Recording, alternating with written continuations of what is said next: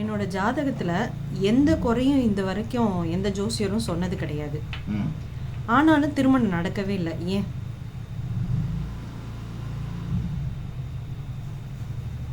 அல்லாமல் குறையாது, கில்லாமல் அழிக்காதுங்கிற மாதிரி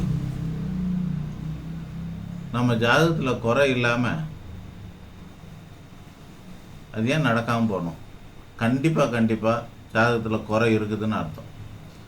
அப்படி இல்லைன்னா உங்களுடைய ஜாதகத்தோடைய நேரத்தை செக் பண்ணணும்.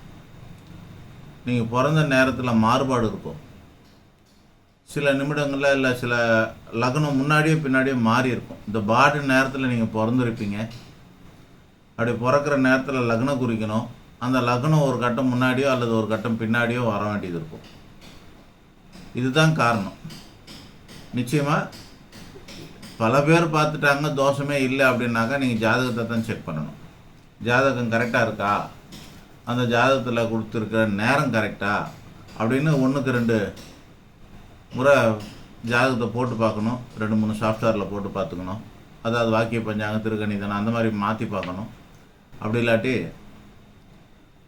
உங்களோட ஜாதகத்துக்கு சில நிமிடங்களுக்கு முன்னாடி போட்டு பார்க்கணும். கடைசியாக அந்த ஜாதகம் மாறி எவ்வளோ நேரம் ஆகுது, அடுத்தது இதுக்கப்புறமா எப்போ மாறப்போகுது. நீங்கள் ஒரு 11 மணிக்கு பிறந்திருக்கிறீங்க அப்படின்னாக்கா 2 மணி நேரத்துக்கு ஒரு ஜாதகம். அப்படி இருக்கும்போது இந்த 11 மணிங்கிறது உங்களுக்கான ஜாதகத்தில் தோஷமே இல்லாத அளவுக்கு காட்டுது அப்படின்னா ஒரு 10:30 மணிக்கு 10 மணிக்கு போட்டு பார்க்கணும். அது ஒரு 10:45 10:50க்கு மாறி இருக்கலாம் ஜாதகம். ஸோ ஒரு 10 நிமிஷம் உங்கள் ஜாதகத்தில் நேரம் குறித்தது தவறாக இருக்கலாம், அதனால் இந்த மாறுதல் வந்திருக்கலாம். அல்லது 11 மணிக்கு மேலே ஒரு 11:15 11:30 அந்த மாதிரி போட்டு பார்க்கணும். அது போட்டு பார்த்து உங்களுடைய 2 வகையான ஜாதகத்துக்கும் எந்த பலன் சரியாக இருக்குதுன்னு சொல்லிட்டு பார்க்கணும். அதை வச்சு நீங்கள் தெரிஞ்சுக்கலாம். உங்களோட வாழ்க்கை முறை எந்த ஜாதகத்துக்கு பொருந்துதுன்னு பார்த்து தெரிஞ்சுக்கலாம். அப்போ மாறுதான்னு இல்லைன்னா உங்களுடைய நேரத்தை தான் அவங்க வந்து தப்பாக குறிச்சிருக்கணும்னு அர்த்தம். ஒரு ரவுண்ட் ஆஃப் பண்ணி கொடுத்துட்ருப்பாங்க.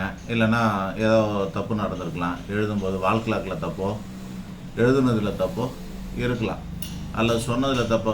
சும்மா உங்களுக்கு அந்த நேரத்துக்கான முக்கியத்துவம் தெரியாமல் என்ன பண்ணுவாங்க, 10 மணிக்கு மேலேன்னு சொல்லியிருப்பாங்க. ஸோ ஒரு 10 10:30ன்னு போட்டுருவாங்க. ஆனால் 10 9:59 10 10:05 ஜாதகம் மாறி இருக்கலாம். அந்த மாதிரி சில வித்தியாசங்கள் இருக்கும். அதை நீங்கள் வந்து அனுபவமான ஜோசியர்கிட்ட காமிச்சு உங்களோட வாழ்க்கை முறை, உங்களோட தொழில், உங்களோட கூட பிறந்தவங்க, உங்கள் அம்மா அப்பா இதுக்கெல்லாம் எந்த ஜாதகம் பொருந்துதுன்னு பார்த்தா நீங்கள் எடுத்துக்கலாம். அப்போ நேரத்தை முன்ன பின்ன போட்டு முதல்ல ஜாதகத்தை முன்னாடியும் பின்னாடியும் போட்டு பார்க்கணும், மாறுதா என்னான்னு. அது மாறுதல் வருதா என்னான்னு தெரிஞ்சுக்கிட்டு அதில் இது 2ல் எது உங்கள் வாழ்க்கைக்கு பொருந்துதுன்னு பார்த்து நீங்கள் கண்டுபிடிச்சிக்கலாம். இது ஒரு பக்கம். இது தோஷம் இல்லாமலாம் போகாது. அப்புறம் இன்னொன்று இருக்குது. உங்களோட சுபாவத்தில் சில பாதிப்புகள் அல்ல குறைபாடுகள் இருக்கலாம். உங்களோட சுபாவத்திலையோ அல்லது உங்களுக்கு பொண்ணு பார்க்குறவங்க, உங்களுக்கு மாப்பிள்ளை பார்க்குறவங்களுடைய, நீங்கள் ஆனா பெண்ணான்னு சொல்லலை, நீங்கள் ஆணாக இருந்தால் உங்களுக்கு பொண்ணு பார்க்குறாங்க அப்படின்னாக்கா உங்களோட அம்மா அப்பாவோட சுபாவமோ, அல்லது நீங்கள் பெண்ணாக இருந்தால் உங்களுக்கு மாப்பிள்ளை பார்க்குறாங்கன்னா உங்களோட அம்மா அப்பாவோட சுபாவமோ பார்க்கணும். வரன் அமைக்கிறவங்களுடைய சுபாவத்தை பொறுத்தது. இப்போ உதாரணத்துக்கு இந்த மாதிரி ஒரு ஜாதகம் நம்மக்கிட்ட வந்து ஜாதகத்தை வந்து பார்க்குறோம் நாங்கள். இதில் எந்த வகையான பெரிய அளவில் குறைபாடுகள்லாம் கிடையாது. ஆனால் சந்திரனோட சில பாவகிரக தொடர்புலாம் இருக்குது. அதனால் ஒரு வித்தியாசமான மன ஓட்டம் உங்களுக்கு இருக்கும். இதுதான் காரணமாக இருக்கும். அதனால் அந்த மன ஓட்டம்லாம் செக் பண்ணிங்கன்னா பையன் டீசெண்டாக இருக்கிறாரு, நல்லா இருக்கார், வேலை செய்கிறாரு, எல்லாம் இருக்கார். கடைசியாக எனக்கு ஃபீஸ் கொடுக்கும்போது நான் போய் ஏடிஎம்மில் போய் பணம் எடுத்துன்னு வரேங்கிறார். ஏன் ஏடிஎம்மில் போய் பணம் எடுக்கணும், நீங்கள் இந்தாங்க ஜிபே பண்ணிவிடுங்க அப்படின்னு சொல்கிறோம். பணமாக எடுத்துகிட்டு வரலன்னா பரவாயில்ல, ஜிபே பண்ணிவிடுங்கன்னு ஃபோன் நம்பரை கொடுக்குறோம், இல்லைன்னா ஸ்கேன் பண்ணி ஜிபே பண்ண சொல்கிறோம். அவர் வந்து இல்லை சார் நான் ஜிபேலாம் வச்சு இல்லைன்னாரு. ஜிபே இல்லைன்னா பரவாயில்ல, ஃபோன்பேவோ இல்லை மற்றதோ பேடிஎம்மோ இருந்தாலும் பண்ணுங்கன்றேன். இல்லை அது மாதிரி ஆப்லாம் நான் வச்சுக்கிறது இல்லை அப்படின்னாரு. ஏன் அப்படின்னா, இல்லை சார் அதிலெல்லாம் நிறைய ஃப்ராடு நடக்குதுன்னாரு. நான் புரிஞ்சுக்கிட்டேன், அவ்வளோதான். 140 கோடி மக்களில் 100 கோடி பேருக்கு மேலே ஜிபே வச்சுருக்குறாங்க இந்தியாவில். ஒரு படித்த ஆள் இப்படி அதில் ஃப்ராடு நடக்குது, நான் ஜிபே வைக்க மாட்டேங்கிறாரு. நான் என்ன சொன்னேன் அவருக்கு, கல்யாணம் ஆகாத காரணம் எனக்கு தெரிஞ்சு போச்சு, உங்கள் மன ஓட்டம் தான். நீங்கள் எப்போ ஜிபே எல்லாம் டவுன்லோட் பண்ணிங்க அப்புறம் தான் உங்களுக்கு கல்யாணம் ஆகும்னு சொல்லிட்டேன். அப்போ இது ஜாதகத்துக்கு சம்மந்தம் இல்லாத விஷயத்த சொல்கிற மாதிரி அவர் நினைக்கிறார். ஆனால் உங்களோட சுபாவம் அதுதான். ஆக நீங்கள் முரண்பாடான சுபாவம் கொண்டவராக இருக்கிற காரணத்தினால, நீங்கள் சராசரி மனிதனாக இல்லாத காரணத்தினால கல்யாணம் ஆகாது. அப்படியே ஒரு வேளை தெரிஞ்சே தெரியாமல் ஆகிட்டாலும் அவங்களோட சேர்ந்து வாழ முடியாது மக்களால் அப்படின்னு. அதே தான் உங்களுக்கும் சொல்கிறேன். உங்களோட சுபாவத்தை நீங்கள் செக் பண்ணிக்கோங்க, உங்களோட நேரத்தை செக் பண்ணிவிடுங்க, அல்லது உங்களுக்காக வரன் அமைக்கிறவங்களோட சுபாவத்தை செக் பண்ணுங்கள். அவங்க முரண்பாடான எண்ணங்களோட, அதாவது முரண்பாடுன்னு சொல்கிறதுக்கான மீனிங் என்ன அப்படின்னா, பேசிக்காக ஏதோ சைக்காலஜிக்கல் ப்ராப்ளம் இருக்குதுன்னு அர்த்தம். அதை தான் நான் நாசுக்கா முரண்பாடு சொல்லிகிட்டு இருக்கிறேன். பேசிக்காக சைக்காலஜிக்கல் ப்ராப்ளம் ஏதோ இருக்கிறதுன்னு அர்த்தம். அதனாலேயும் உங்களுக்கு கல்யாணம் ஆகாமல் போகலாம்னு அர்த்தம். சரியா? இதை சரி பண்ணிக்க. இதுக்கப்புறம் வேறு இருக்குது. அது என்னென்னா, நடைமுறைகள் சரியாக இல்லாமல் போகிறது. நடைமுறைகள் சரியாக இல்லாமல் போகிறது அப்படின்னா என்ன அர்த்தம்? உங்களோட ஸ்டாண்டர்டுக்கு ஏற்ற மாதிரி வீடு இருக்கணும், உங்களுடைய தகுதிக்கு தகுந்த மாதிரி நீங்கள் வரன் தேடணும். நீங்கள் வாடகை வீட்டில் இருந்துட்டு சொந்த வீட்டுக்காரன் தான் ஓணும்னு தேடுறது, நீங்கள் சாதாரண வேலையில் இருந்துட்டு அரசாங்க உத்தியோகத்தில் இருக்கிறவன் தான் வேணும்னு தேடுறது, நீ படிக்காமல் 8ஆம் கிளாஸ் 10ஆம் கிளாஸ் படிச்சுட்டு படித்த பொண்ணு தான் வேணும்னு தேடுறது, இதெல்லாம் பேராசையின் உச்சம். சமமாக இருக்கிறவங்க பந்தம் வச்சுக்கிறது பேர் தான் சம்மந்தம். உங்களுடைய வாழ்வாதாரம், உங்களுடைய சூழ்நிலை, உங்களுக்கு கை காலில் உடம்புல ஏதாவது குறைகள் இருந்தால் அதுக்கும் ஏதாவது ஒரு குறைகளை அனுசரிச்சுக்கணும். நீங்கள் அழகில் குறை இருந்தால் அதுக்கும் நீங்கள் அனுசரிச்சுக்கணும். ஆக இது எல்லாத்துக்கு பின்னாடி இருக்கிறது என்ன? உளவியல் தான். ஆக உளவியல் ரீதியாக இருக்கிற பாதிப்பு, குறைபாடு, அறியாமை, மாயை போன்றதெல்லாம் விலகுனாக தான் கல்யாணம் ஆகும். இல்லைன்னா காலம் உங்களை மாற்றும். சில பேர் எனக்கு தெரிஞ்சு 50 வயசு வரைக்கும் கல்யாணம் ஆகாமல் பிரம்மச்சரியாக செத்து போகிறவங்களாம் இருந்தாங்க இருந்துகிட்டு இருக்கிறாங்க. அவங்க மாறிக்கவே மாட்டாங்க, அவங்களோட எண்ணத்தை மாற்றிக்கவே மாட்டாங்க. அப்படி மாற்றிக்காத சூழ்நிலையில் இந்த மாதிரிலாம் நடக்கிறது உண்டு. இப்போ ஒரு ஆளுக்கு 40+ மேலெலாம் ஆயிடுச்சு. சின்ன வயசுலேருந்து அவருக்கு சொல்கிறாங்க உங்களுக்கு 2ஆம் தாரமாக தான் அமையும்னு.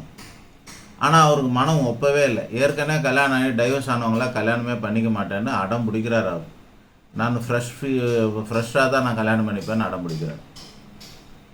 இவர் 45 வயசுக்கு மேலே ஆனவருக்கு 45 வயசுக்கு வரைக்கும் கல்யாணம் ஆகாத பொண்ணை எங்கே தேடுறது? நான் அவ்வளோ பெரிய முதிர் கண்ணியை நம்ம எங்கே தேடுறது? ஸோ இப்போ என்ன பண்ணணும், அவர் மனசை தேத்திக்கணும், காலத்துக்கு ஏற்ற மாதிரி தங்களை மாற்றிக்கணும். மகாபாரதத்துலலாம் கூட கிருஷ்ணர் சொல்லுவார், காலத்துக்கு ஏற்ற மாதிரி தங்களை மாற்றிக்காதவர்கள் வாழ்க்கையை அல்லது சமூகத்திலேருந்து ஒதுக்கப்படுவார்கள்னு போட்டு.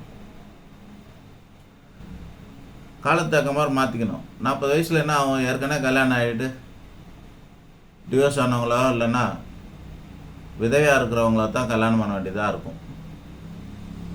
அப்படியேப்பட்டவங்கள கல்யாணம் பண்ணிக்கணும். என்ன ஒன்றா அதில் குழந்தை இருக்கிறவங்களா இல்லாதவங்களா அதை ஒன்றா தேடி பார்க்கலாம். இந்த மாதிரி சில விஷயங்களெல்லாம் மனசு ஒப்பாது. அவங்களுக்கு ஒப்பலை. ஐயோ ஏற்கனவே கல்யாணம் ஆனவங்களா, நான் பண்ண மாட்டேன் அப்படின்னு. இன்னுமே இவர் 45-50 வயசு வரைக்குமே கல்யாணம் ஆனவங்கள பண்ணிக்க மாட்டேன்னு சொல்லி இருக்கிற காரணத்தினால அவங்களுக்கெல்லாம் கல்யாணம் ஆகாமலே எல்லாம் முடிஞ்சு போயிடுச்சு வாழ்க்கை. இப்படிலாம் இருக்குது. ஆக பல காரணங்கள் இருக்குது. நீங்கள் ஃபோனில் கேட்டால் பொது காரணங்களெல்லாம் நம்ம இப்படி சொல்கிறோம். சொந்த ஜாதகத்தை எடுத்துக்கிட்டு நீங்கள் நேர்லேயோ அல்லது ஃபோன்லேயோ பேசினீங்கன்னாக்கா தான் உங்களை ஆளை பார்க்கும்போதும் உங்களோட பேசும்போதும் தான் இதெல்லாம் முழுசாக தெரிஞ்சுக்கலாம். எங்களால் ஆராய்ச்சி பண்ணி உங்களுக்கான பிரச்சனைக்கு காரணம் என்னான்னு சொல்ல முடியும். ஜாதக காரணம் பார்க்க முடியும், உங்கள்கிட்ட காரணம் இருக்கான்னு பார்க்க முடியும், உங்களுக்காக பொண்ணு பார்க்குற இல்லை பையனை பார்க்குற அம்மா அப்பா கிட்ட காரணம் இருக்கான்னு பார்க்க முடியும். இதெல்லாம் பேசி தான் தெரிஞ்சிக்க முடியும். ஒரு சிட்டிங் கவுன்சிலிங் உட்காராமல் இதை நம்ம தெரிஞ்சிக்க முடியாது. அதனால் பல விதத்தை சொல்லிட்டேன் உங்களுக்கு. கல்யாணம் ஆகாததுக்கு காரணம் தோஷமே இல்லைங்கிறது உறுதியாகி விட்டால், இல்லை பல ஜோசியரை பார்த்துட்டேன் அப்படின்னாக்கா அத்தனை ஜோசியருக்கு அந்த தோஷம் கண்ணில் தெரியலையா என்னான்னு எனக்கு தெரியல, அது ஒரு விஷயம். அதுக்கு தான் முதல்ல ஒரு பழமொழி சொன்னேன், அல்லாமல் குறையாது கில்லாமல் வலிக்காதுன்னு சொல்கிறாங்க. நெருப்பு இல்லாமல் புகையாதெல்லாம் என்னென்னமோ சொல்கிறாங்க. இது அத்தனையும் உங்களுக்கு பொருந்தும். உங்கள் ஜாதகத்தில் குறை இல்லைன்னா ஏன் கல்யாணம் ஆகாமல் இருக்குது? குறை இருக்குது. அப்போது அந்த ஜாதகத்தில் தெரியாமல் இருக்குதா ஜோசியர்களுக்கு, அல்லது உங்களோட ஜாதகமே தவறாக இருக்குதா, நேரம் குறித்தது தவறாக இருக்குதா, அல்லது எடுத்து எழுதுனது தவறாக இருக்குதா, 8ல் எழுத வேண்டிய செவ்வாய்க்கு பதில் 9ல் எழுதிட்டாங்களா, 8ல் எழுத வேண்டிய சனிக்கு பதில் 9ல் எழுதிட்டாங்களா, இதெல்லாம் பார்க்கணும். அப்படி 7ல் எழுத வேண்டியதுக்கு பதில் 6ல் எழுதிட்டாங்களா, இதெல்லாம் கிரகங்களெல்லாம் பார்த்து நம்ம முடிவு பண்ண வேண்டியது இருக்குது. ஸோ உங்களுடைய ஜாதகம் எழுதுனது சரியா, அல்லது நீங்கள் குறித்த நேரம் சரியா, அல்லது நீங்கள் சரியாக இருக்கீங்களா, அல்லது உங்கள் குடும்பம் சரியாக இருக்குதா, உங்கள் 2 பேருக்கும் உங்களுக்கும் உங்கள் குடும்பத்தாருக்கும் எண்ணங்கள் சரியாக இருக்குதா, இவ்வளோத்தையும் பார்த்தா தான் நம்ம சொல்ல முடியும். நன்றி, வணக்கம்.